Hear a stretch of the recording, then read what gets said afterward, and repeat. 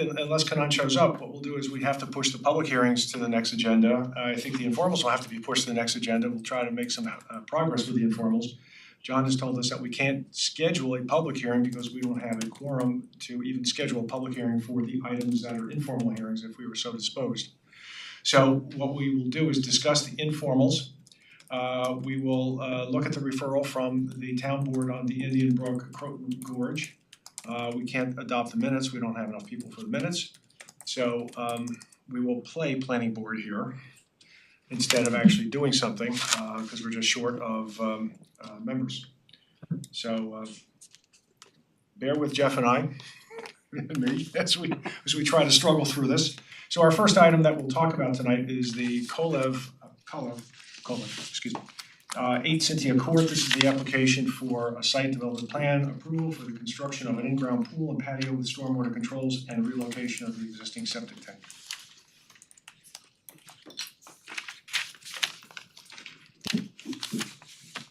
Hi, I'm Marianne Rivera from Landscape Concepts.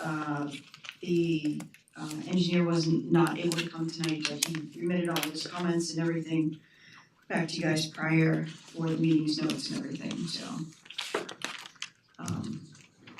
I guess just to see where we're at so we can proceed with I don't know if you've seen the memos, but why don't we, maybe it would be helpful if we took comments from Sabrina, from Dennis, and from Bob on this and give some guidance on this.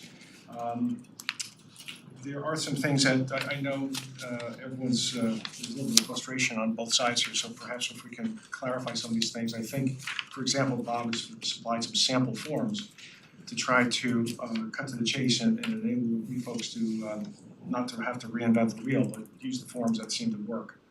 And again, I'll say this at this point, I'll probably say it again later on, it probably would be very helpful if you got together with staff and just really sit down, spend a half hour, whatever, knock out the issues and get it done, because we're frustrated for you and we sense the frustration, but there's still some issues here that really have to be resolved. So Sabrina, do you want to lead off with your comments? Sure, thank you, Mr. Chairman. I really don't have very many comments. The applicant has addressed the coverage issues that I asked them to address, and it looks to be pretty clear. But there's one area, and that's the identification of the new clearing and grading limit line. We actually just need a single clearing and grading limit line that you're proposing right now that discludes the areas that you are disturbing. There's a combination of 3 different clearing and grading limit lines and shading reflecting your area of disturbance. But we actually need you to propose to the planning board a new clearing and grading limit line which takes out the areas you are disturbing. So the engineer brought up that comment to me prior to the meeting since he couldn't be here tonight, and I guess there was some confusion because in the past meetings, there's been one meeting that was asked that all the clearing and grading limit lines were listed on it. Correct? And then one meeting that said not to, and then the last one he stated that the clearing and grading limit lines, all of them were supposed to be listed on it. That's why he included all of them in the set of plans that were submitted, so from what I'm looking at here, we asked you to do that. We asked you to do that so the planning board could see the decisions that have been made in the past and where we end up today. But now that you've identified the areas you're disturbing, you have to put one final line on there because that line will be filed as part of the deed associated with this property. Okay, so if I'm looking at drawing number 1, which I currently have in front of me, he lists on there Let me share that. Let me share it on the screen so everyone can look at it if you don't mind. Give me a second.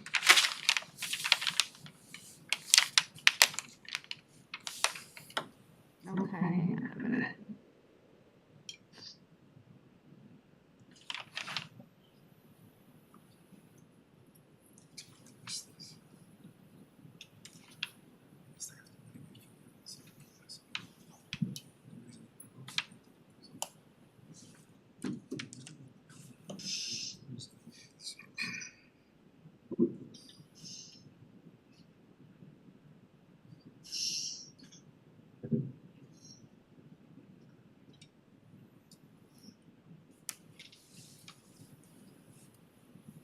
Okay, hang on a minute, let me share my screen.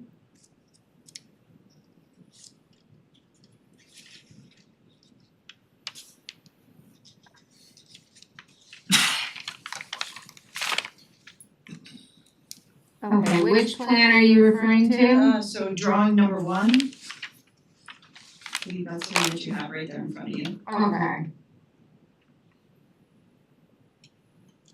The engineer has listed a green line, which was the proposed June 2024 clearing and grading limit line.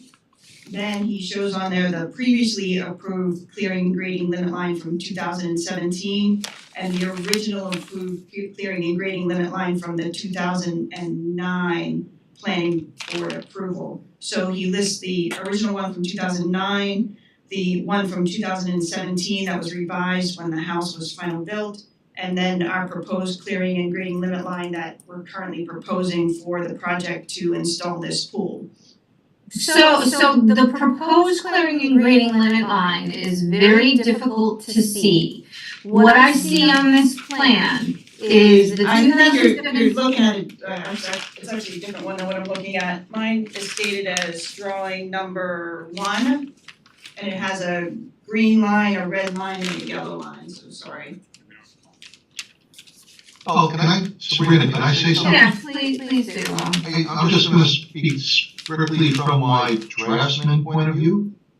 I think Sabrina's point is when you make these lines, you gotta really differentiate in line type, line weight. And when you make it in color, that's great fun and dandy, but in all honesty, when you print it for the declaration, it's gonna be all in black and white. So you really have to be very clear and concise on the lines that were previously approved, the ones that were prior. I know there's 2 previous ones and there's a new one.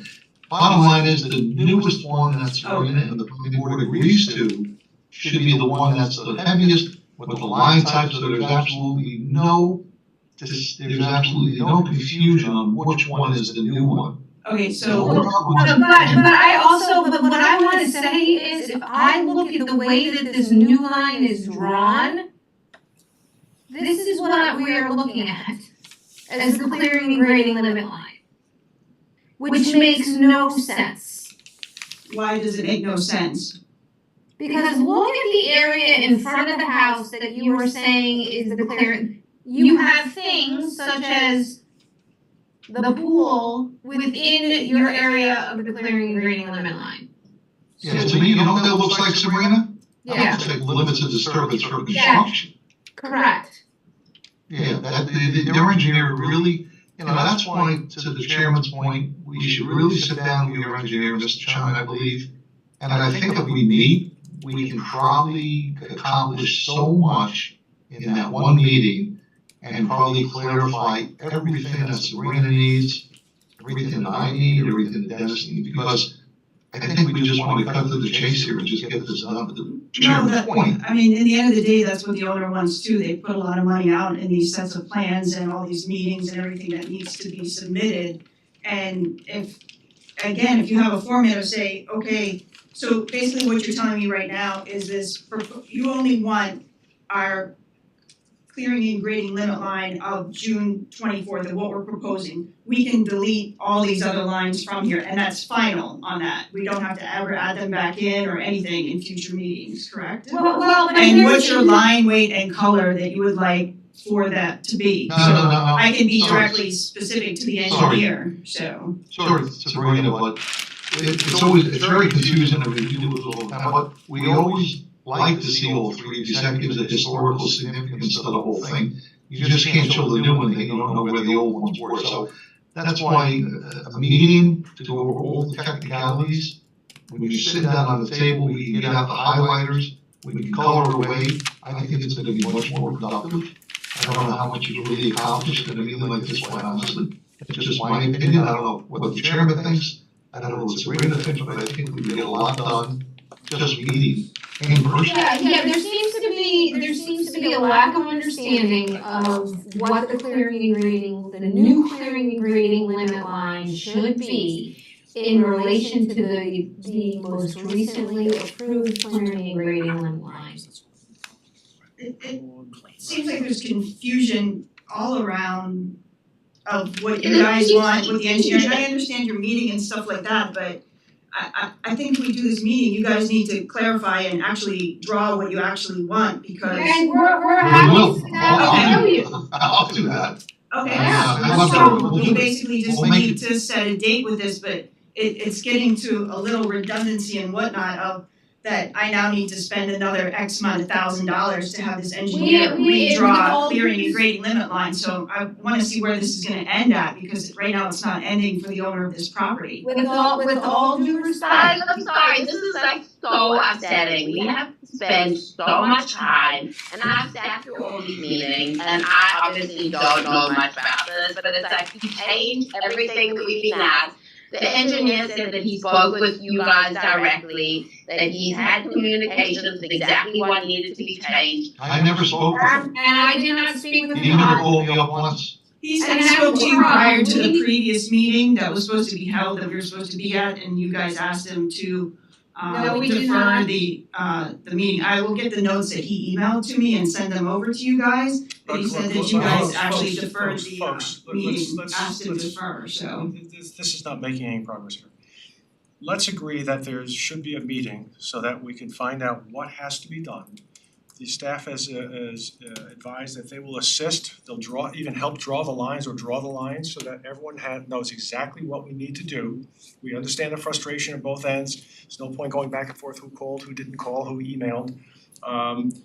And let's make that progress. Let's get that done in maybe the next week or so and sit down. Don't spend any more time or money on this. Bring these in so that we can mark up these. So will you guys give me back the whole 13 sets of copies that we printed out so we can make the changes on there? Because the owner's incurring all of these expenses with 13 copies of everything. You can have it back. I'm not so Okay. sure what it will look like. I mean, to Bob's She point, is, I'm so- looking at, you guys are talking about color. To Bob's point, we have black and white. Yeah. We see no lines on here that are differentiated. So, I mean, to Bob's point, Yeah, but they're listed as written there, and I mean, my version is in color, but he Yeah. puts it there blatantly green, into yellow, wording, blue lines so. all appear the same. It's very, this is just one item. We have some other items I think that the engineer, and by the way, you'll see in these notes, we understand the frustration, but you'll see in these notes, they're not different. So we've completed a lot of stuff. You'll see in the engineer's notes, for example, you probably got 70-80% done. But I asked earlier this morning when I was talking with him, I said, are the items that are outstanding, are they still significant so that you would be comfortable with a conditional resolution? He said, no, some are so fundamental that we have to get it done. But he said, I'll do it for them, I'll draw it for them, I'll see how it'll be done. One of the other issues before we leave clearing and grading limit lines, and I know I've said this several times, we talked about the mitigation area. Where's the space or the area that is gonna be sort of the give back for the expansion of the clearing and grading limit lines? Not shown, not discussed. Now, we've asked that at every single one of the meetings and it hasn't been done. Again, maybe it was misunderstood, no problem, but again, meeting with staff, I think we can really make huge progress. So, I mean, we have, no, Jeff and I have better things to do anyway, but again, we don't wanna take, we all have better things to do than Exactly. this, and it's come to a point, especially with the owner, that it's been a nitpicking of this property for years type of thing for them to get this pool installed. So it'd be nice to get this finalized so the owner can have their pool, and they're trying to do it above board and say, this is what I want and this is what we want done. They're not asking for anything that's crazy, and they've drawn a pool that's absolutely non-conforming so they can fit it into this special spot that they have, Yep. so they can enjoy it with their family. And it just keeps, everything is just compounding and compounding and compounding, and all these expenses that are attached to them is becoming outstanding for them. And now they're gonna have a $500,000 pool, and it's gonna be ridiculous because of all the engineering and drawings and everything that have been associated with it. So if we can actually be able to say, hey, we can take all these drawings back, we can put all these lines on them, because again, it's an expense. With every single one of these drawings, it's another expense for this owner. 13 copies is over $600 to have them printed at FedEx right now. And I think In-house and what everything, staff is so. saying here is that, and I come from the development side, is please come in, sit down with us, they will hand mark up with you what they want to see. You'll take that back, you'll have another 13 sets of drawings, but those will be the ones that we're going to approve because they are going to have commented on them and done a favor to you versus going back and forth. And I understand that, and that's what I wish my engineer was here, and he's not here tonight, so I'm I understand that, I'm just, trying to make it all happen. And there's, as we go forward, there were some comments that the engineer did ask to have the declaration of what needed to be done, but then it was sent to him this prior, and he did send me those emails. I can forward them to you, where he asks for the declaration to use on the paperwork to be submitted. It was never sent to him until he got the submittance from Felicia to use this declaration. He submitted his own declaration type of thing, so it just needs to be saying, hey, this is your declaration, this is where your 9 lines need to be. Okay, you don't have to wait 2 weeks, you can come back on the 16th and submit everything. That's, right, so what now we you have the need to have. declaration, right? Yeah. I mean, staff has given you the answers, right? yeah, and I got And that whenever- 3 days ago, Okay, so. but you have it now. I have it right? now, so just let me make these changes, we can come in next week, sit down, and just say, okay, we have a meeting on the 16th, you can come back on the 16th, you don't have to wait another month to do this, and just submit everything as it is. So There has to be some give. Well, I- with all due respect, think I mean, there's been a lot of give, and again, I don't wanna embarrass people, but if we go through this document and I look at 5 pages of items just on the engineer, never mind what Dennis, we haven't gotten to Dennis yet. And we haven't even finished up with Sabrina because we still haven't talked about the mitigation area, which still hasn't been addressed. I still haven't heard a word from you about that, and this has been 6 months of that. So aside from that, when you look at these, you'll see that so many of these items are completed, but they're still outstanding. Some are not, clearly not a big deal, they're administrative and we can handle that. But SD1 is important, and what the engineer has said, look, I'll even draw it for him, obviously the communication's not working, and this way we can get it done. Alright, so let's cut to the chase, we'll get to the communication, and then we'll get it submitted back. So that's all the owner's asking for, that's all that I'm asking for. So, and just to say, this is what our final set needs to be like, let's finalize this so we can proceed with whatever the next steps are, so. Yep. Okay, so let's talk next steps, so is there? Let's talk about the clearing and grading limit lines, so we wanna make sure, I think the takeaway here on clearing and grading limit lines is we're not interested only in the disturbance lines for the construction, but the clearing and grading limit lines clearly marked, and we'll work on those. Number 2, in connection with clearing and grading limit lines, where is the area that the applicant's offering back for the expansion of the clearing and grading limit lines? We've suggested, because neighbors have done the same thing, and that is at the bottom of the hill. People have offered to, return some of that area outside and away from the septic fields area as is native, wild, replanted, etc. So Okay, we've offered, I know I have said that 2 or 3 times. So do that, it's not a big deal, we don't think. And again, we're trying to help you because we look for some sort of mitigation on it. It's not to prohibit, but it's and by the way, your neighbors have done it. So okay, it's not unusual, it's absolutely consistent with what we've done on this development.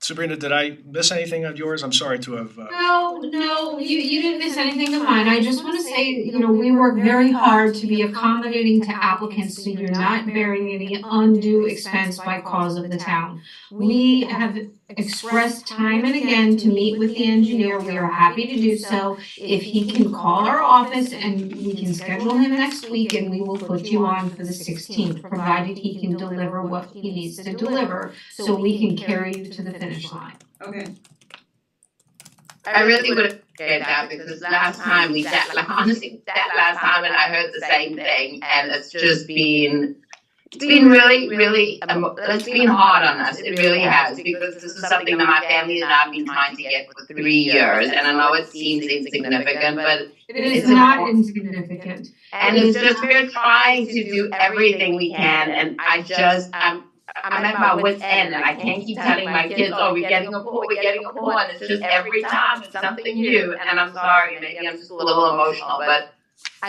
we are at this point, we'll do what it takes. You can see we're at every meeting. We really we'll And, do it. and accompany your engineer to a meeting with the town, so you can hear the work that he needs to do to get you to the finish line. Yeah, but can I say one thing too? You have these meetings, in my experience, we have many meetings like this over 31 years I've been here. You talk to people, you tell them what they have to do, they get it on the map, they think they understand what we said. But then what's gonna happen is if you come back to the planning board, there's still gonna be some tweaks, and you're gonna spend all that money and all that time before the board, and there's gonna be tweaks. Again, I recommend meet with us, have your engineer revise what he thinks we discussed, and hopefully everyone's on the same page. Send it back to us again, me, Dennis, Sabrina, we can redline it if it's on PDF, and then make those tweaks before you spend all this money to print these, to give them to the board, only to find out there's more changes. So it's gonna take a little bit extra time, but I think it's gonna save you money as well, so that's your decision to make. And that's what I see happens a lot, they're so in a rush to get on the next agenda, they don't send those plans to us in an interim fashion to see if they've addressed the comments that we had previously, so it's just a recommendation, it's just a suggestion, but I think it's gonna save some time before the board. I would think if we sit down and have this meeting prior, we should be able to, as you said, you'd be able to give us all the comments and everything that would need it to be done, so the engineer is completely understood for what needs to go onto the plans and the changes that need to be made, as well as any line weights or anything that you guys require for the next set of drawings to be submitted. So, So if I could just interject, everything we're talking about right now is desktop. So if we need to come up with some sort of give back area, I think that's something we should be boots on the ground, touchy-feely about, right? In terms of, okay, we're gonna, give back whatever, 8,800, whatever the number was, square feet to compensate for what we're, redesigning as the clearing and grading limit line. We should see what, we're in the middle, we're at the height of the growing season. This is the time where we could just identify what makes sense, what you wanna, we could talk in the field, because I know you have a botanical background, and we could just, sort of get to a point that if you submit something, it may not be perfect, but if you read my memo, granted I didn't talk anything about mitigation, but the significance at the end of a memo, when a staff member can say, I have no objection that the planning board is so inclined to the above mentioned comments and recommendations being incorporated into the planning board resolution as conditions of approval, it means you don't have to come back here. And we could take care of everything through the resolution, and then as the process unfolds in terms of permits and, if that all works out, looking to apply for C of Os, this is when all of that would be resolved, so you wouldn't have to come back here to this climate controlled setting. so basically there'd be two meetings. One, we need to have a meeting in the office, and then two, I need to have a meeting on site with you to discuss the area that you would want this give back for this expansion mitigation area. Or what you're proposing, I mean, I'm not, I don't own the property, so I, don't wanna dictate. I try to help people, at least in the world of wetlands, sort of to identify what I think is potential candidate areas, may serve as a functional uplift, but, ultimately I've dealt with, well, I don't like that because, I'm like, okay, so, but again, to get over this clearing and grading give back hump, this is kind of what I'm proposing. I guess in the end of the day, there's no sense for us to guess, so it's just okay, what would you like? And just tell us. Because if we keep guessing and we say, okay, we want this, you want that, Right, so if I we're say never like gonna get anywhere, so. mangrove swamp with the marine mammal rehabilitation center, that obviously is not realistic, so that's why I'm saying you, on the ground, seeing what you have, I like to, So let's plan a meeting that we'll meet on site next week, and you can show us the area that you wanna have mitigated back, and we'll we go could, from I think there. we walk it, I'm not, Yeah. it's gonna be a companion thing, Yeah, I'm not. we're gonna discuss it on directions. site, Perfect. yeah. Okay. Yeah. Sounds good. There's gonna be a discussion on site for the mitigation area that needs to be the give back area. Right, and it needs to, meet the size, so, some cursory measurements Yeah. and whatnot, but this all will have to be formalized at some point, so, okay.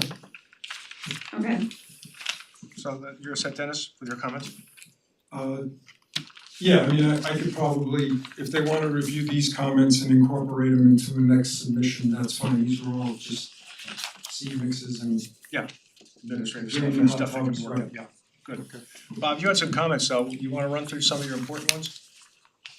Yes, thank you, Mr. Chairman, and members of the board. Basically, ST1 is incomplete still, they shows, you have to make a table, this table still is not clear. And I put this in every one of my emails, it's still not clear about the increase in runoff volume for each storm event. I articulated it, I put it in green, I did work for them, I put the numbers right down here. All he's got to do is make a table similar to the peak flows and put the runoff volume, and you should be done with that. It's ST1. so basically, if you don't mind, we just go through it, so I just make sure I can convey all this information. So in ST1, you want a table on here saying in blue how you have the 218 CF plus or minus type of thing for the runoff values, correct? That is correct, he can just put these numbers in there, I mean, he can check them, obviously, he's the design engineer stamping it.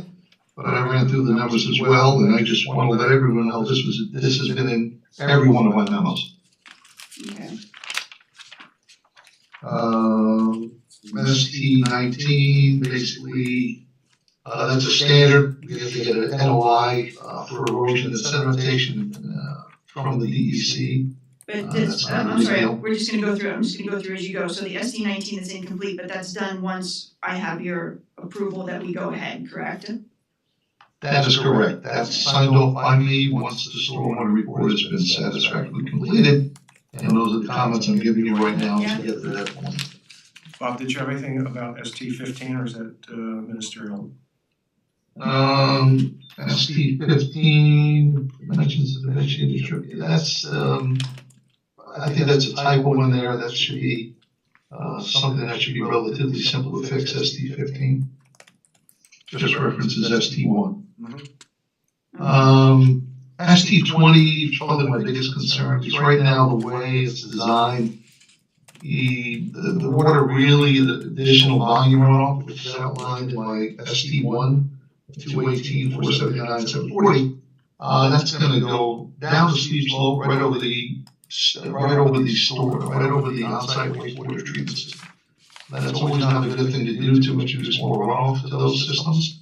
So I pretty much in here told them what to do as a recommended solution to the whole problem. Is just divert that water, go into the level spreader, have it go into the swale, which was put in by the previous developers years and years and years ago, and be done with it, and will not be going down the slope, it will not be going on the septic. I think it's an easy fix, he just has to show that on the plan as T1. GC2, we talked about quite a bit with the clearing and grading. I think when we meet with you, we can get that discussed much more. Maybe a little more clarifications on that, GC4 is pretty minor. Some of the notes have not been added to it, so those are minor, GC4. And that's all I have for now, Mr. Chairman. Okay, very good. Can I just clarify two things? So in the ST20, the incomplete, the declaration, that's what you sent over to him as how you want it to be stated in that new sample copy of the declaration form, correct? That declaration is just a sample, he has to customize it. Yeah, correct. It has to be customized for the owner and the property that it is, so, okay. Yes, the maintenance has to be customized to the SMPs that he's designing. Okay.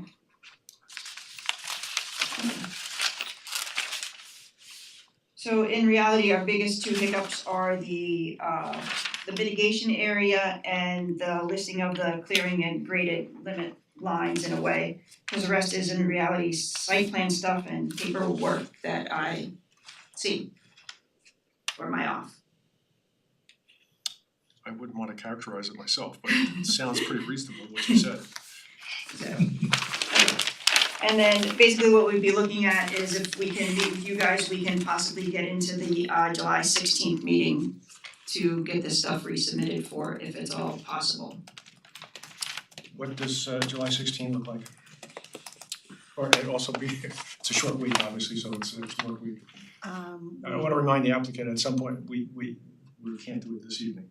But at that meeting, the next administrative step is we have to go to a public hearing. Correct. So I mean, there's probably 2 more meetings. We only have one thing on that week. Oh, okay. We, So if you guys can really get together and earlier in the week is better and meet, we should be able to fit you on. Okay. We might even show up.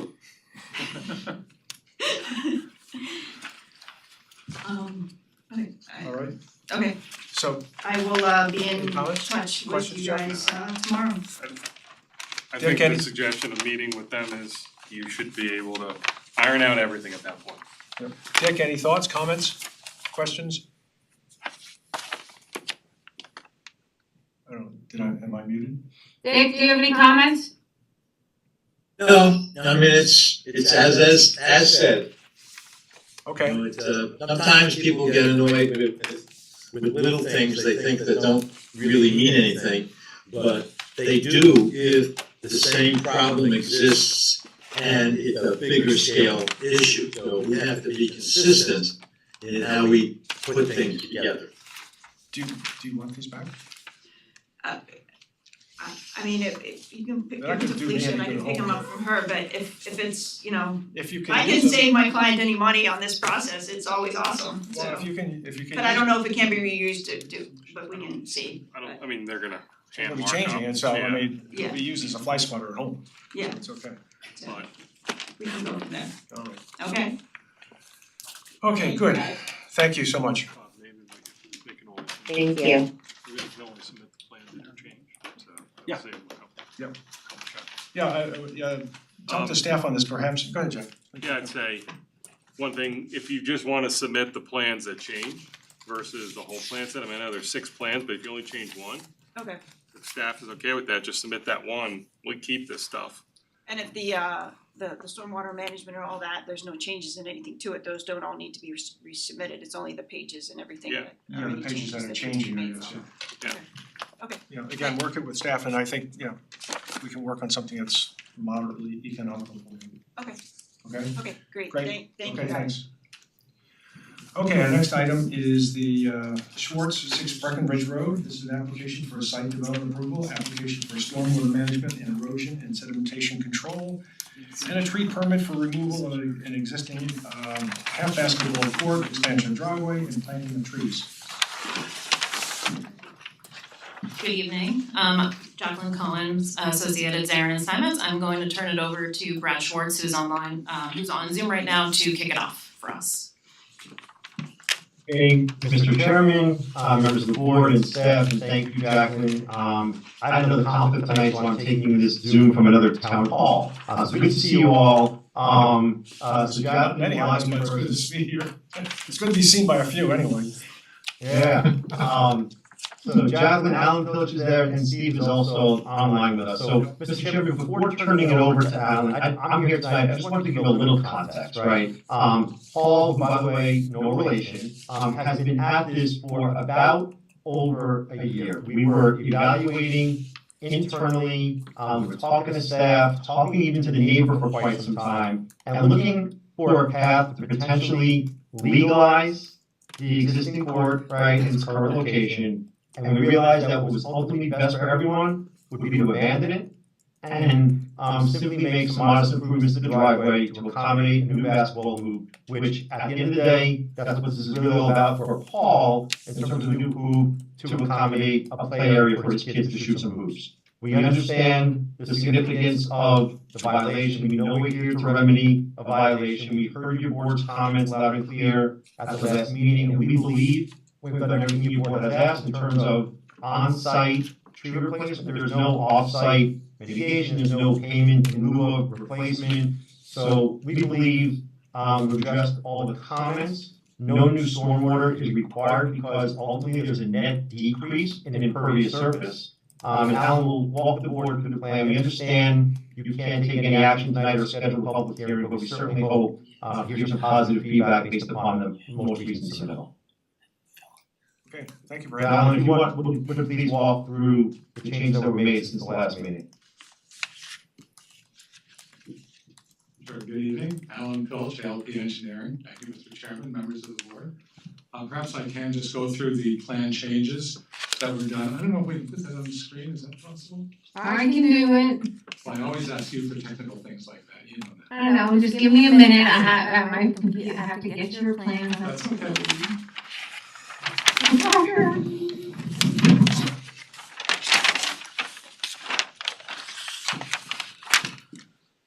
Well, I can start if you like. So the revised site plan, site mitigation plan, does provide 100% of the required tree replacement on the site. As we noted, that's fine, you can just zoom out a little bit. Based on the calculations that we did in accordance with section, the first sheet, that's all stated, thank you. 121-6, there were a total of 35 trees that had to be replaced with a mix of overstory trees, understory trees, and shrubs is what we've done. This plan that we're submitting here actually has 31 trees to be planted and 32 shrubs to make the mandatory 35 trees, because 8 shrubs equals 1 tree. So mathematically, that's how it works. Of the 31 trees to be planted, 7 are understory trees, and the remaining 24 are overstory or canopy trees.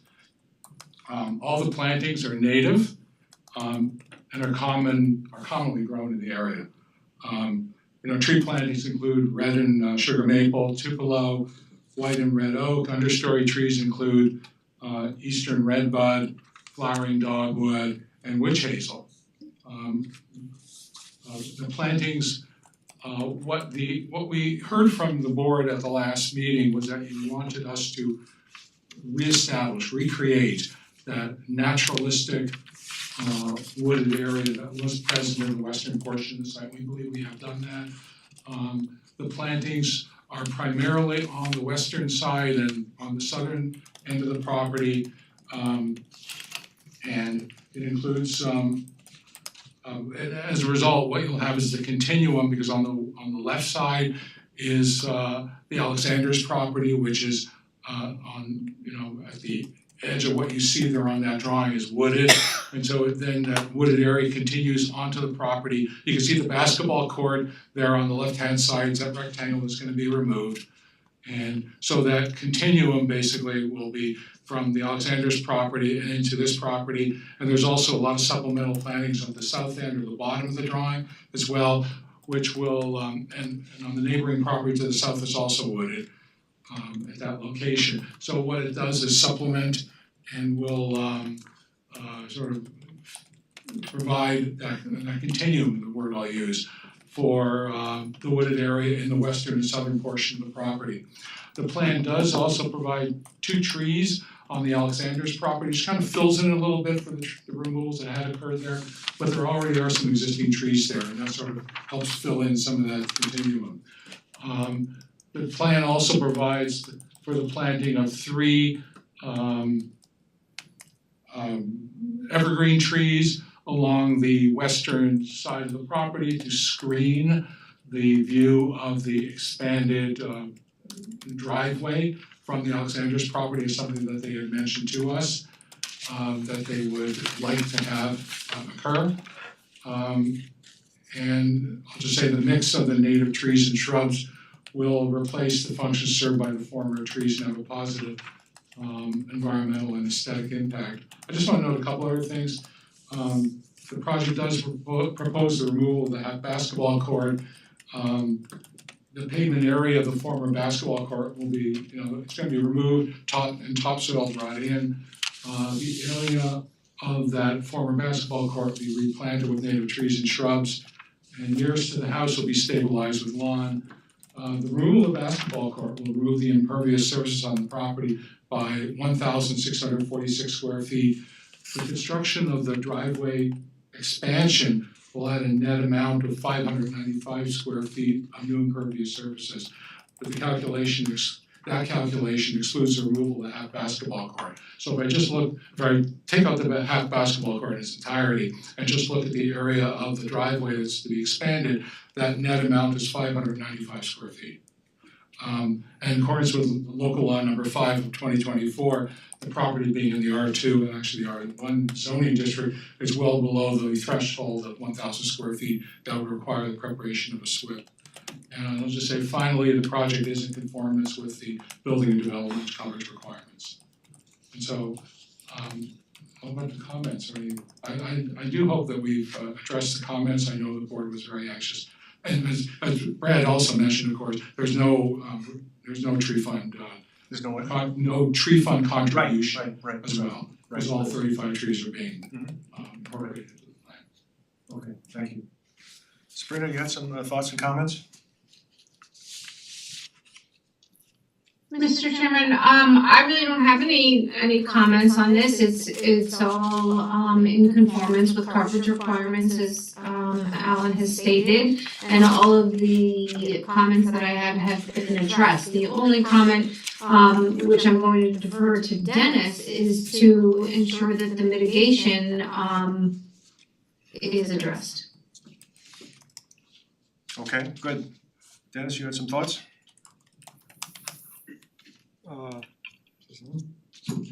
Okay. Yes, so, and again, maybe I'm just misunderstanding. The conflation of all this is what's confusing me, even though I know that, we're before for a single application. That's why my memorandum tried to sort of break this down, because I know that there was direction for restoration, not just tree replanting, and I think that, my memo pretty much summarizes that I felt like that was accomplished, at least with respect to the woody component. Sort of as like what's depicted in the aerial that I provided, I did that for the reasons of that, it shows that you're being contiguous with the woodlands that, weren't disturbed. So I just, wanted to make the final comment, since I don't know what the ground cover was going to be. That was the only thing that just seemed to be lacking in terms of sort of closing that avenue in terms of, satisfying the restoration and simultaneously chapter 121 with respect to the trees. But really, to return that's why I use the term like reclamation. It's kind of, you're asking to return to something. As a result of doing the tree removal work, it's not like the basketball court was unearthed. If it was, then I could see where credit should be given to remove that. But since you sort of created your own mitigation by saying we can advance this project, that's why I went down the road of trying to come up with another avenue that I think would be an improvement to the property, because there's the septic and there's all the plantings that are already there to sort of accommodate the violation and the restoration. I honestly don't think, in the spirit of mitigation, that more planting would accommodate that. But since the avenue of water quality improvement for the impervious was an opportunity that had nothing to do with plantings, that's why I had offered that as a potential alternative that would sort of separate itself from the reclamation and the violation and be sort of a reset to say, okay, and by the way, we want to apply for this in conformance with the town codes, and this is how we want to mitigate for this particular impact. Otherwise, my analogy is more wetlands related, but if you fill the wetland of X size and then you got a violation, if you were to propose a project of Y size that's smaller than the X filling, you're gonna get mitigation for removing your fill. That's where my head's at for all this. So that's why I kind of tried to lay out my memo the way I did and tried to bifurcate the projects as I saw fit. If I understand your point, Dennis, is it that, look, we have a violation here, and removal of 1,453 square feet of impervious surface from the basketball court, that was the violation. Removing that should not be given, you should be given credit for that to offset the other 590 that you're looking for, because it was a violation, and what we're, That's really not a mitigation thing, that's curing a problem. And again, I may be insensitive to this because my whole career has been based with state and federal permitting, so, to be fair, you wouldn't even get to the table if that was your offer, but, I understand this is different, so if my thinking is so off relative to how, things typically go or have gone in the past, then that's another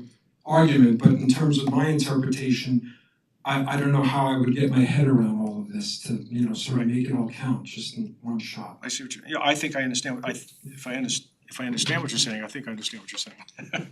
And correct me if I'm wrong, but I thought that was the thrust of your talk in terms of the conflation of those two issues. Right.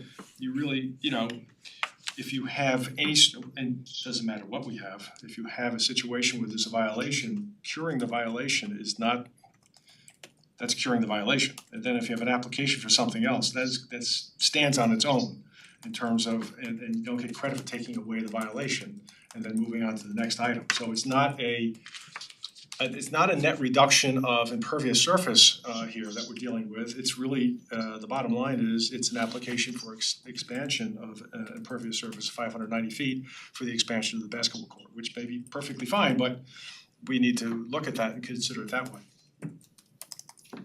That would work, yes. Okay. Mr. Chairman, we're perfectly fine evaluating this through that prism, right? We're not trying to sort of double dip, which is kind of what I'm hearing.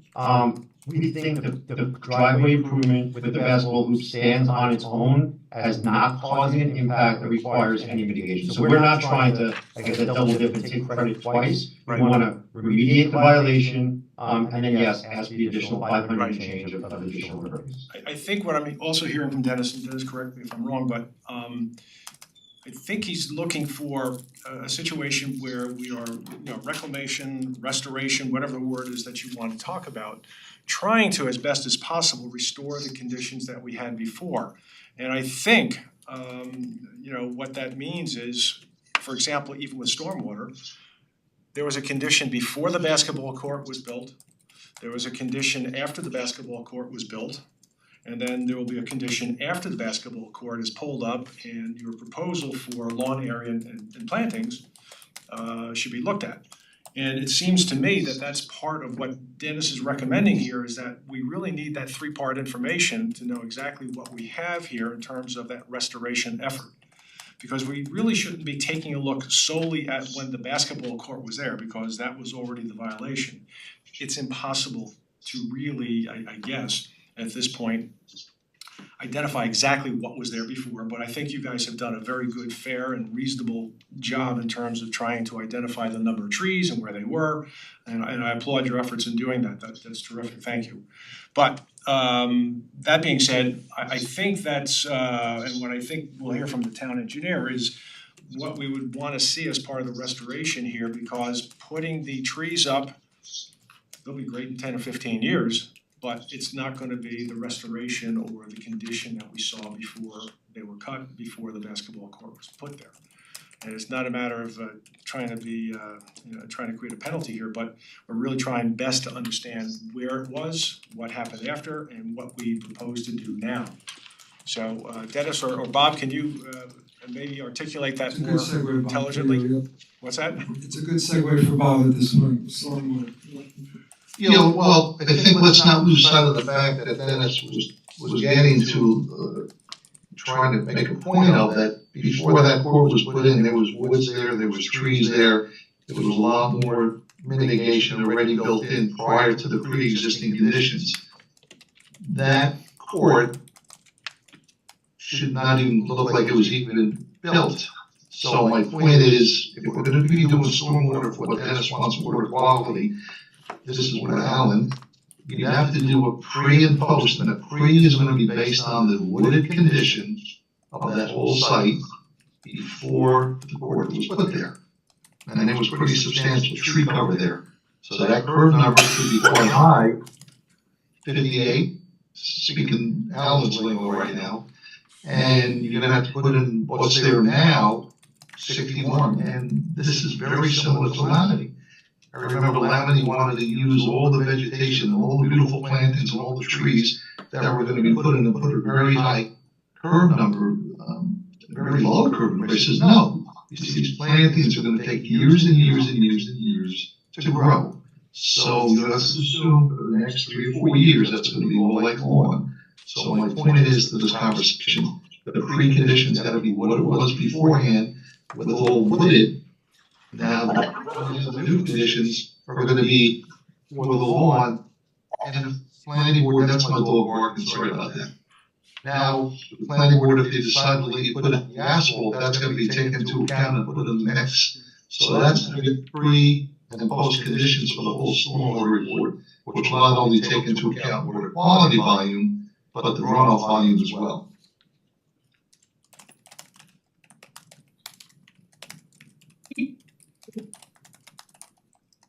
By the way, Alan, quick thing, I presume you have permission to put those 2 trees in, right, with the neighbor's property? I know it's been discussed. Okay, I think we would wanna have some sort of nudges from. The only thing I'll say is that, you know, if that court wasn't there in the first place, and this applicant came in and just said, I want to expand my driveway. Mhm.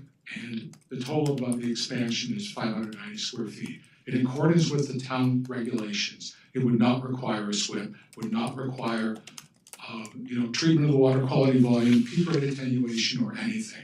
There are many projects in this town where that has occurred. I understand there's a violation that had occurred, but if we separate the violation entirely, and just imagine this property owner coming in and saying, I wanna just come in and expand my parking lot, I want a place for my kids to play. And he came in with 590 square feet of impervious surface in an R2 district zone, you would say that doesn't meet the most recent local law, number 5 for 2024. That's all I wanna make sure that's understood.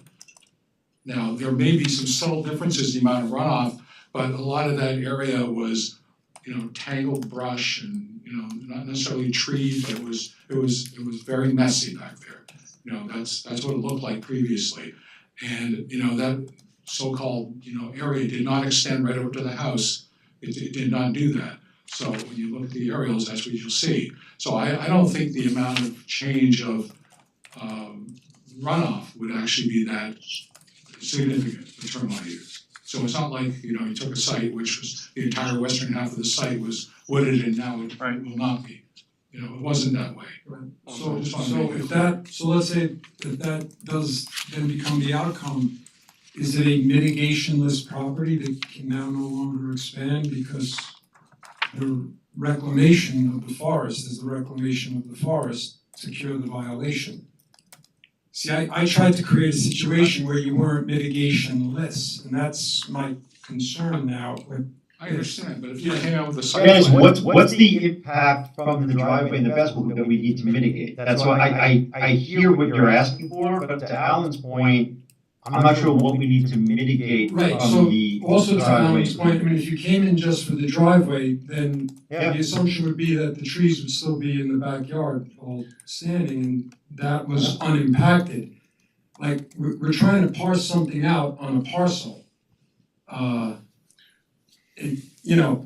Again, if in trying to, sort of fulfill the obligation of mitigation, I mean, if there's a determination that, look, this property has an ask and we just can't mitigate, could we just get the ask? Then that's where we're at. But, I didn't think we were there, so that's why I was trying to find another avenue where I still think that you're doing something good for the neighborhood, the area, the environment, and that's why I just mentioned the water quality as an option.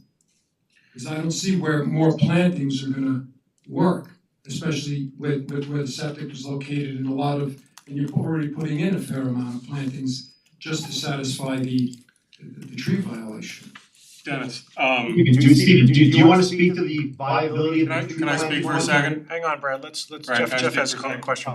I'm sorry. I'm trying to bifurcate this between the violation and the court, right? Yeah. And I'm looking at S100, where it has the basketball court, there's one tree that's right on the corner, but the basketball court, maybe during the construction, they had to take down some of these trees, but some of the trees that they took down are nowhere near the basketball court. But they did it, there was a violation, they put a basketball court in. And then according to the memo, there's 16 trees that need to be replaced and we're making them replace, but 35 trees worth of stuff there. So there is when you fill a wetland, it's not 1-to-1, it's 1-to-2, so in this instance, we're making it 1-to-2 plus for them to replacement. So that, unless if I'm seeing this wrong, while currently when you plant those trees, it's not going to be a perfect 18-inch oak and whatever it may be, but they are planting more than what they removed and trying to cure the violation on there. And then we bifurcate and we go to the new basketball court, but also I did see something, and just looking at this plan, I mean, I don't think I could back my F-150 out of the garage, right? For would be better for turning radius for their vehicles. So if they've cured the violation, and then now if they are correct in their logic as far as that they don't need to do the SWIP or anything like that, I think we do need to look at these a little bit of a bifurcated scenario, No, right? I agree, and so if there is no mitigation then for the expansion of the driveway, then that's fine, then there's none. I'm not, see, the last meeting, you're doing more than replacement. You were asked for restoration, so this is more than just accounting. That's why I put a different hat on for this. That was, Right. yeah. And I don't think they did themselves any favors coming here with an invoice that said they removed 31 plus trees, when in reality, it looks like 4 of them had fallen or were hazardous, and we signed off, or they claimed that you signed off on it. So, in reality, like, quite frankly, after last meeting, I thought the whole forest is where the basketball court was, and they ripped that out to put a basketball court. Yeah, there should be penalties for that, but here it looks like the basketball court was put, whether they removed 4 trees, 6 trees, 16 trees, that basketball court would not have removed any, where they put it, it didn't remove any trees. Just my 2 cents. I don't think we can make the statement it didn't remove any, but it's clear it was not It was- 16 or 20 trees Yeah. back there. And the trees weren't where, like, they didn't remove a tree to, where there's asphalt now, there wasn't, according to this plan, there wasn't a tree in the past. But to Dennis's point, the other issue is whatever the number is, we don't know what that number is there. In addition, the site was prepared for a basketball court, which means it was Right, excavated. you didn't helicopter in a rectangular plan and be able to drop it, but this is, I say that because this is how my mind has to work with respect to impact and restore, it's not two-dimensional. Right, I'm looking at it, they came in here, they've never put a basketball court, they wanna widen it, right? How will we treat them?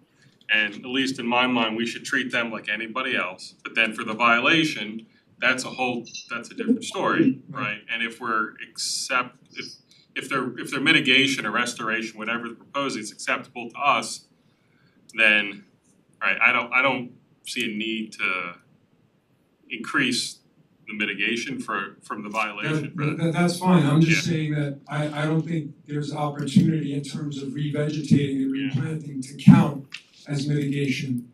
But if you don't wanna advance anything with respect to the expansion of the driveway, I'm fine with that. I'm just trying to sort of, not only address this, but there's a model here going forward that I don't want to be Right. constructed, so a little of everything. If I could add just a couple of comments, when I was first at the site, looking at the wooded area, the understory was very sparse, primarily because of the canopy of the trees that were remaining, and also the fact that there's a lot of deer browse in the neighborhood as well. So a simple solution is there was not an extensive ground cover of grasses and flowering plants or anything like that. It was mostly a mix of ornamental grasses that were partly lawn, that was just not maintained. So a simple solution from a restoration standpoint is, we looked at adding the trees and a shrub layer where we could. A simple thing would be where the basketball court is, if you're concerned about that area, is we could introduce, a native ground cover in that area, which would improve water quality. Eliminate, the lawn in that area and change it to, more of a, native grass, that, would filter and trap, nutrients, from any potential runoff. So, I'm sorry. So, okay, so that would address. I just don't see it being a significant, difference from, yes, they put in they excavated and put in a pad, but Right. at the end of the day, the quantity of trees and shrubs that are going in, and even if it was lawn put back in, is going to provide a significant filter for that area. Right, but,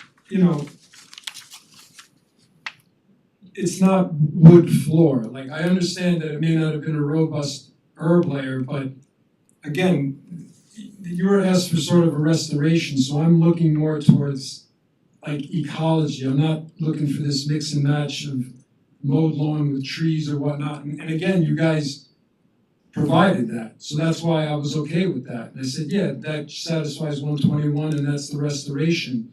Now the court comes up, fine. It's still within the zone of what you guys are restoring. Now you have an ask for the driveway. I don't see where you're able to get additional credit for that. Again, just through the mechanism of planting. That's all I'm saying. I'm not saying that you can't do it, but it's just not registering in my head in terms of trying to reclaim this at some level of a wooded community. That was all. If,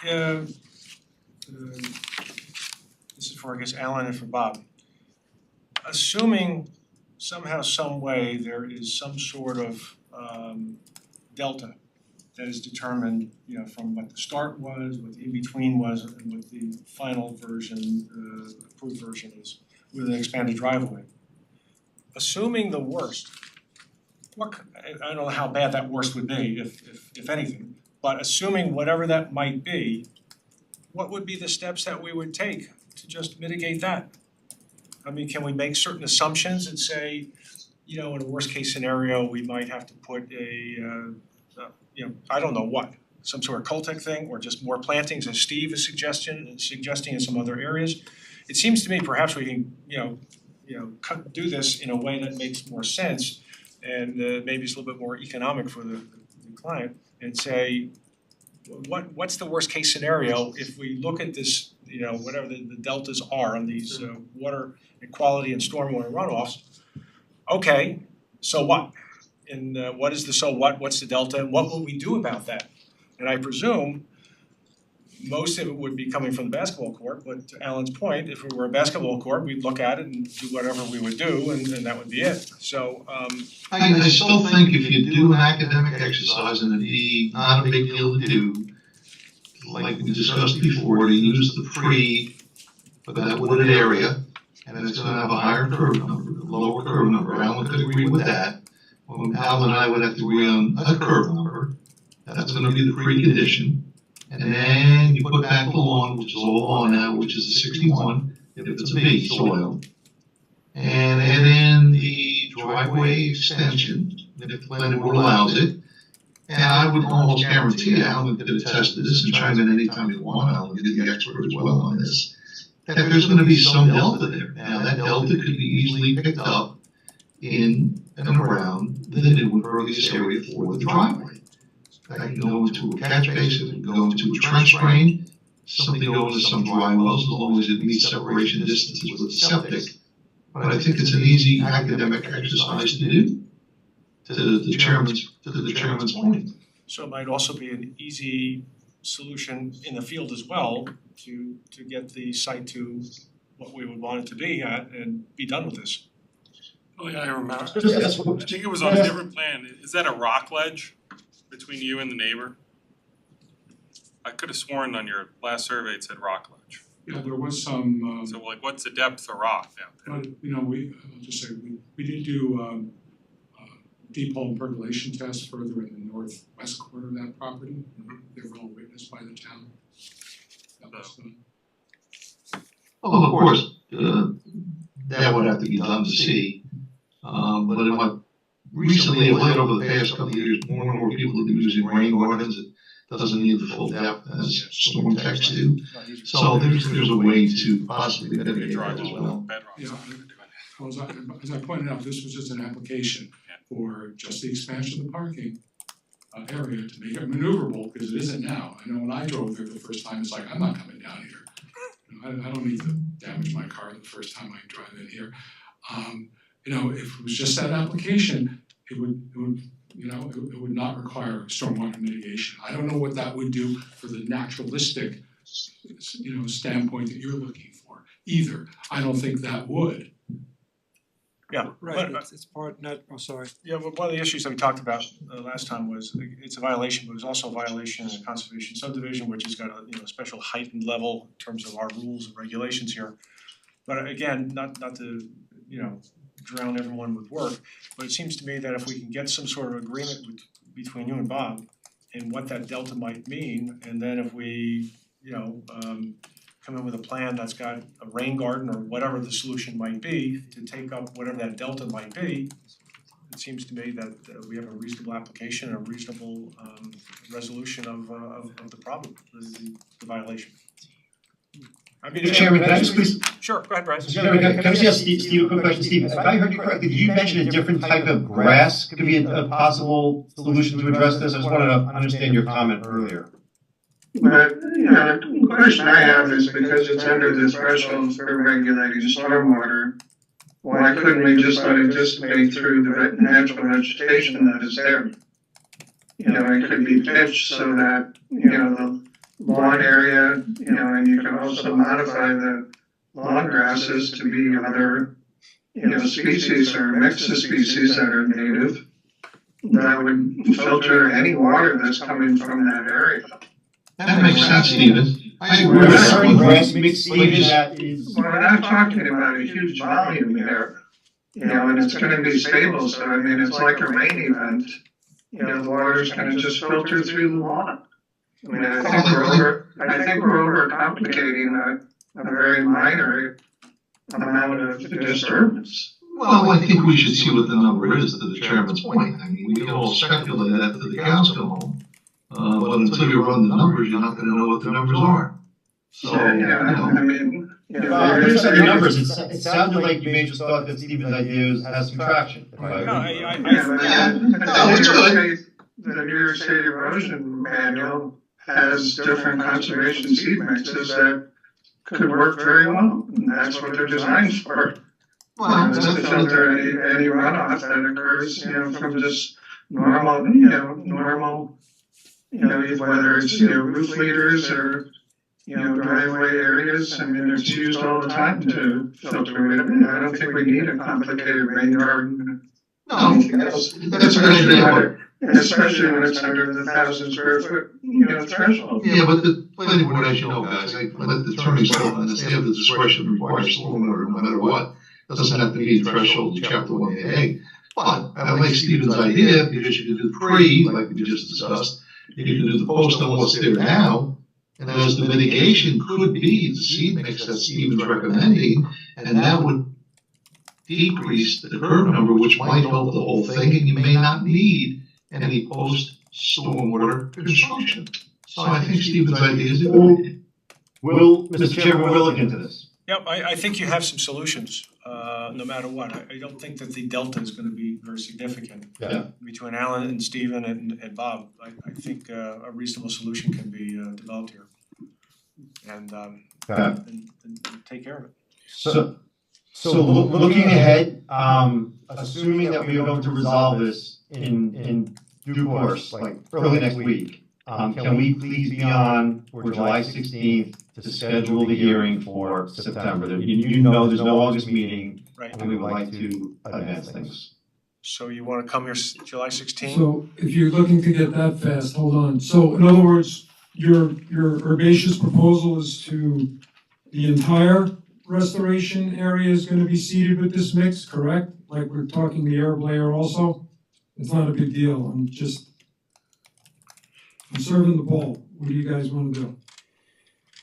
I had a comment in my memo about herb layer. You guys just proposed, a potential with respect to stormwater if that's also gonna be a beneficial herb layer for the entire restoration area, you're gonna commit to that as well?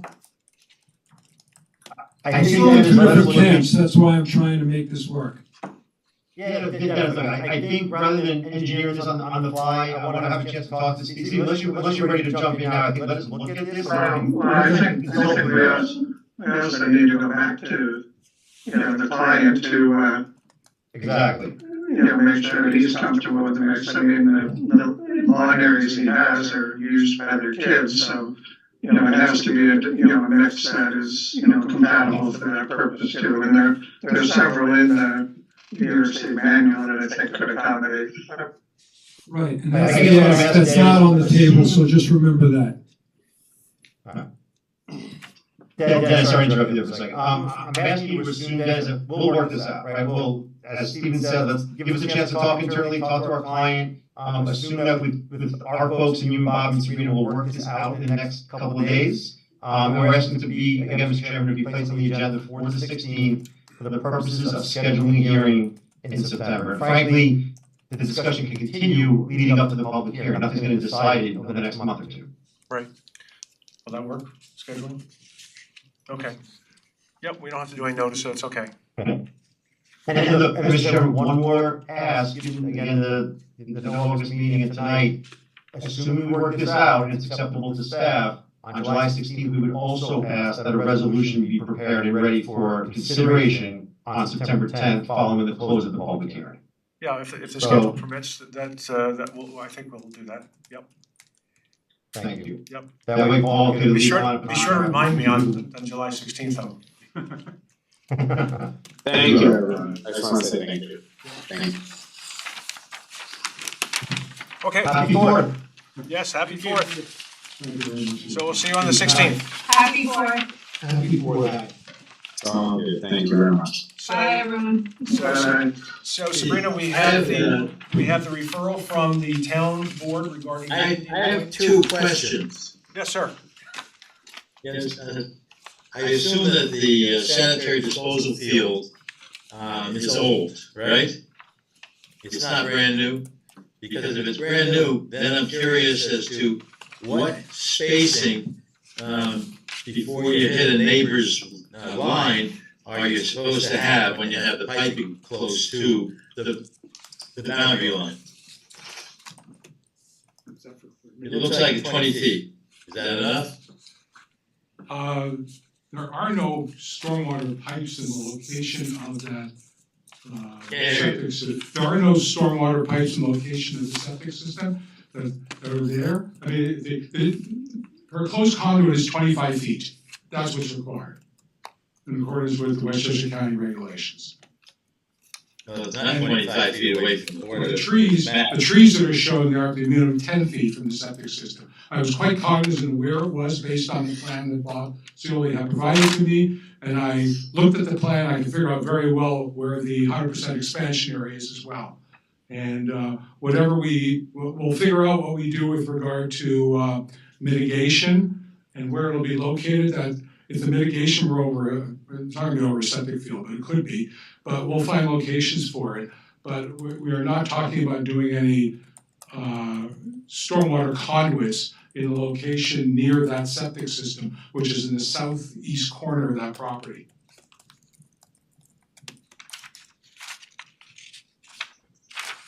Well, so if somebody can check it out and confirm it, then that's that. Sure.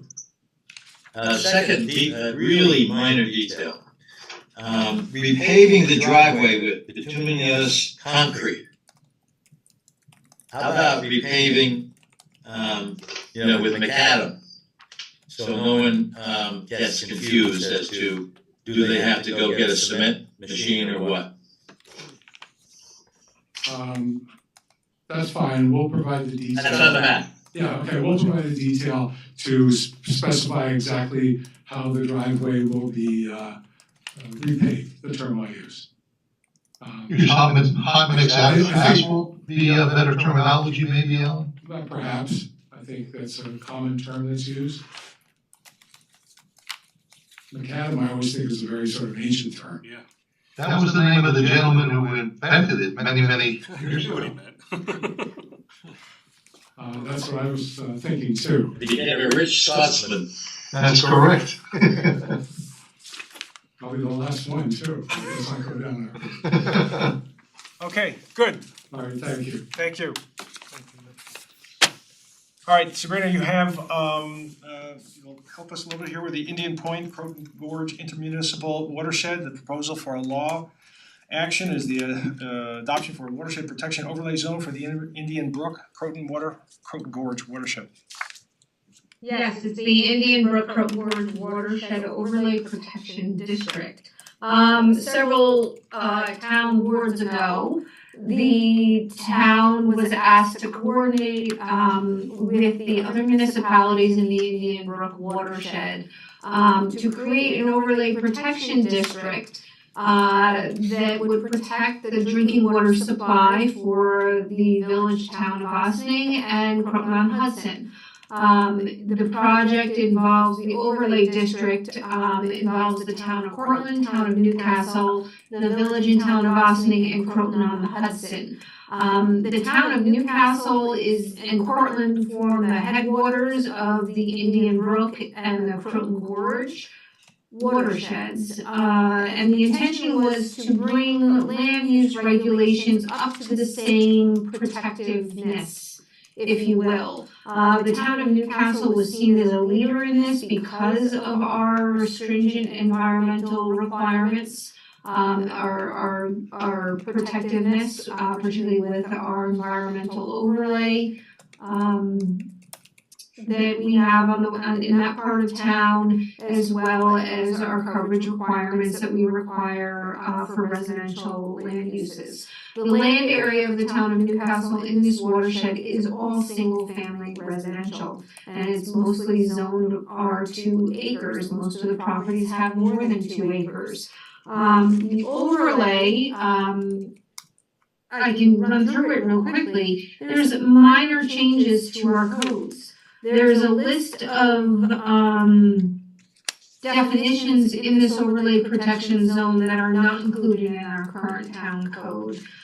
We define some of them, we don't define all of them, so there'll be new definitions added to our code. For example, a drinking water well is not identified, fertilizer is not defined, large-scale solar collector or solar farm is not defined. So the definitions in this overlay protection district will be added to our code if the town board adopts this overlay district.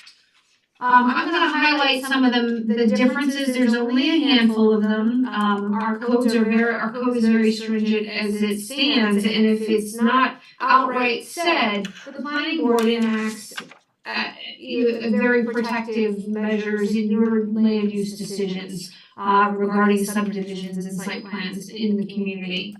One of the biggest differences is that the overlay district is saying that all new subdivisions of 4 lots or greater shall be considered conservation subdivisions, and there is a required 30% of the parcel to be permanently preserved.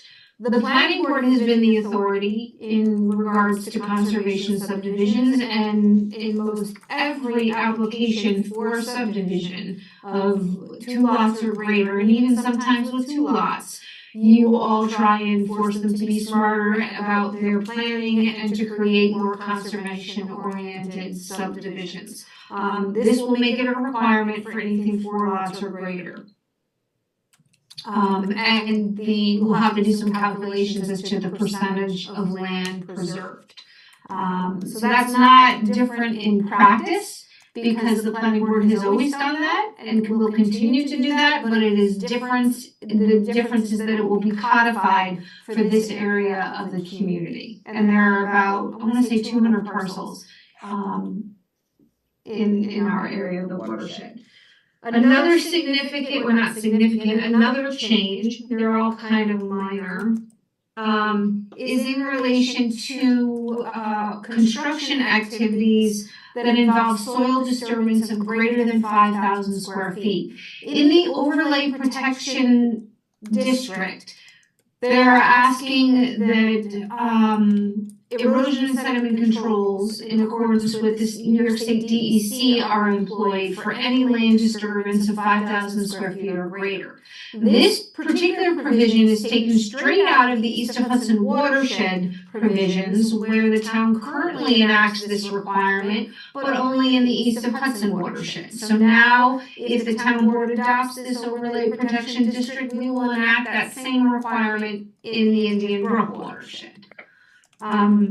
The next change is regarding septic systems. The new MS4 permit actually requires the town to ensure that septic systems within the East of Hudson watershed are pumped once every 5 years. In the Indian Brook watershed, this overlay protection district is asking that septic systems be pumped every 3 years. We don't have any regulations right now in our books that require this.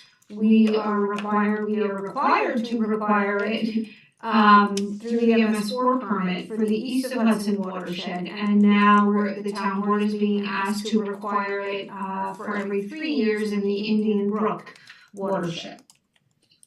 Lawn chemicals shall not be applied within 25 linear feet of any watercourse or within a wellhead buffer area. We do not have any wellhead buffer areas in Newcastle, but our town code is less stringent. We don't prohibit this within a wetland buffer per chapter 137. So that's a change. A lot of people are surprised to find that out because we do have pretty advanced protections, but we do not limit lawn chemicals in our buffer areas. The next change is regarding mitigation, there's specific buffer vegetation requirements.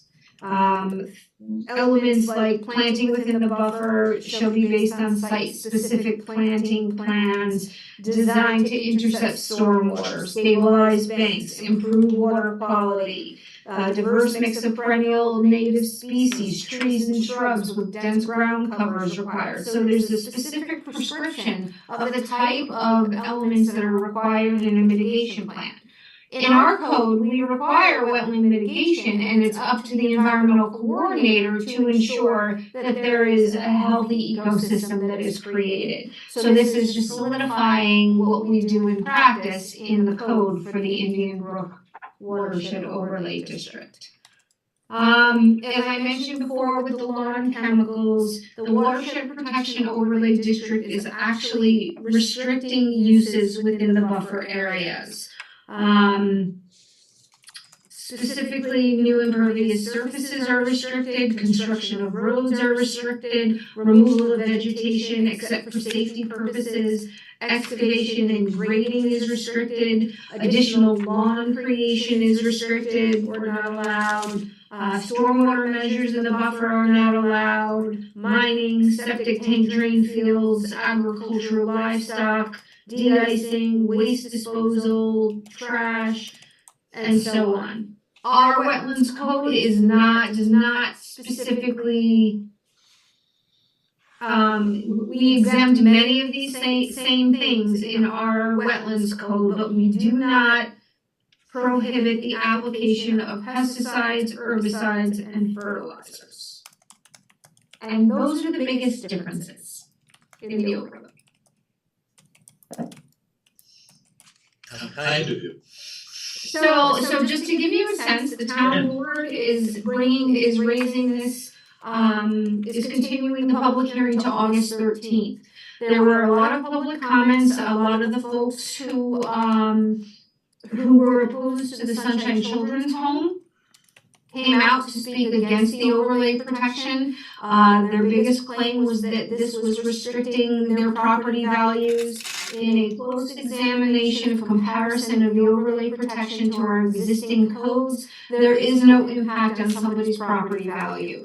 We are residential zoned, so we do not allow the more intense land uses that are allowed perhaps in the Oslings or in Croton on the Hudson. The town board is waiting for the other municipalities to adopt the overlay. The town of Cortland has adopted the overlay, and Cortland on the Hudson have adopted the overlay protection district. The village and town of Austining are set to adopt the overlay in July or August of coming up. So by August 13th, the town board should have a good idea of where the other municipalities stand. Okay, so our position on this is obviously we're not going to do it this evening, but whenever we find time to get together again, is we'll drop a memo, send something off to the town board, recommendations, thoughts, ideas, concepts. In terms of if we like it, we don't like it, we think it should be expanded, the technical changes. Change it. Yep. Any changes to this, whether it to be added or there's other changes, must be approved by New York State DEC. Oh, so this is a New York DEC draft, basically, or approved draft? Correct. Okay. Correct, it's a draft that New York State DEC has approved for the 5 towns. So any substantive changes. If you wanna change, for example, instead of a slash, do a comma and or an or further define something, or even remove something, it's okay, but we need to send a track change version to DEC once the town board is ready to, if they adopt it. Okay. But expanding it is not gonna happen at this point. Right. So any kind of changes would have to be ministerial, minor, not substantive, okay. Yeah.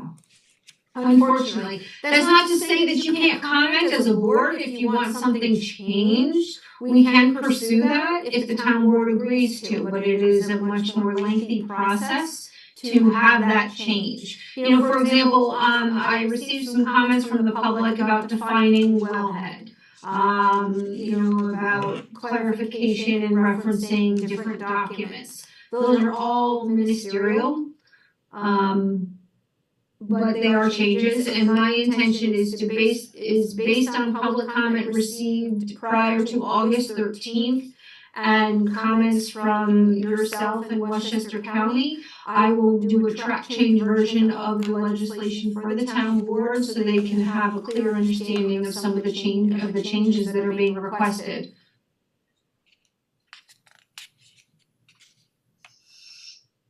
There was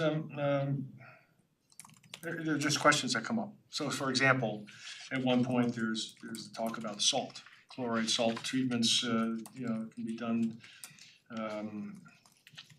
in a minimum amount necessary for public safety as determined by the highway department. But later on, there's a de-icing application of road salt as a restricted buffer use. I would presume that that's on private property, right? Is the intention on private sidewalks, private driveways, et cetera? So that's the kind of thing, it seems to me, should be spelled out a little bit more clearly. I don't know if that's considered substantive by the DEC, I have no idea. Yeah, no, that is something that I would incorporate into a track change.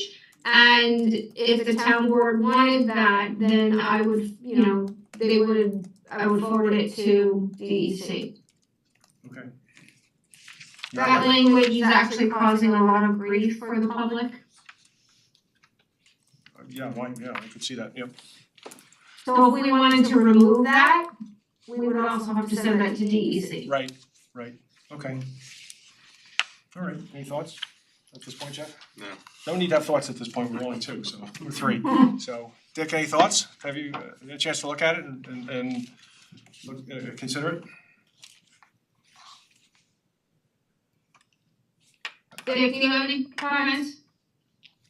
Pardon me, do I have any what? Any Do you comments? have any thoughts or comments? Not on that, no, I'd like to read it. Okay, you have time. Plenty of time. Good.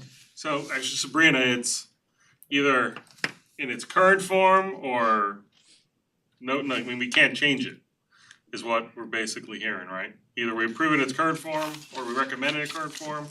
You're going to if you want to recommend changes, you can recommend changes. But it's not gonna be an easy process to do. Oh, it'll be a process. Any change that we make, there will be a process, but don't let that hold you back. Have the other towns adopted it as is, as far as you understand? Hudson made some changes. Are those incorporated in here? I'm sorry? Are those incorporated in here? In this draft? Okay. So No. those towns made changes and they just did it unilaterally without getting approval from the DEC? They made the changes and then adopted the legislation and then sent it to DEC. At some point they'll have. Again, their changes weren't substantive. Right. Okay. Does our, Subsequent adoption, right, cause Yeah. they'll often match up. I would think, it's supposed to be one area. We tend to take this more seriously than others. Okay. Good.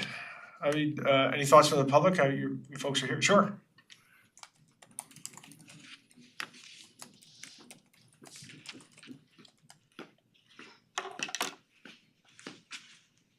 Actually, first I wanna say I read your, I'm exhausted. Nicole Richey, Overlook Road, I'm also chair of the Millwood West End Advisory Board. And I saw Steve Coleman's name up here before, but I thought he was gonna stay for the Indian Brook, because it was in 2008 that a committee was formed of the 5 towns, and I was on that committee. And Sabrina, I actually wanted to ask you a question because I know that the county, you were county planner at the I was the county planner when we put this together. Right, Yes. in 2008. So what was the actual genesis of this? Like whose idea was it? I think it was the towns wanting to protect their water supply. The Ostings right now are going through a surface water protection planning process with the state to protect their drinking water. When I was with the county, we were working on different areas as funding became available to do non-point source water quality protection plans for those areas. Long Island Sound, we did watershed action plans for most of the Long Island Sound communities. In Westchester County, we did the East of Hudson, the Croton watershed plan that was part of the New York City memorandum of agreement to protect New York City's drinking water. And Croton and Hudson was kind of the one that was on the tail end of the Croton Gorge. And that was really driven by the municipalities requesting the county to put that plan together at that time. We worked on the watershed, the New York City watershed thing with Sabrina when she was a teenager. So in 2008, well, let me put it this way. I was very much in support of the overlay.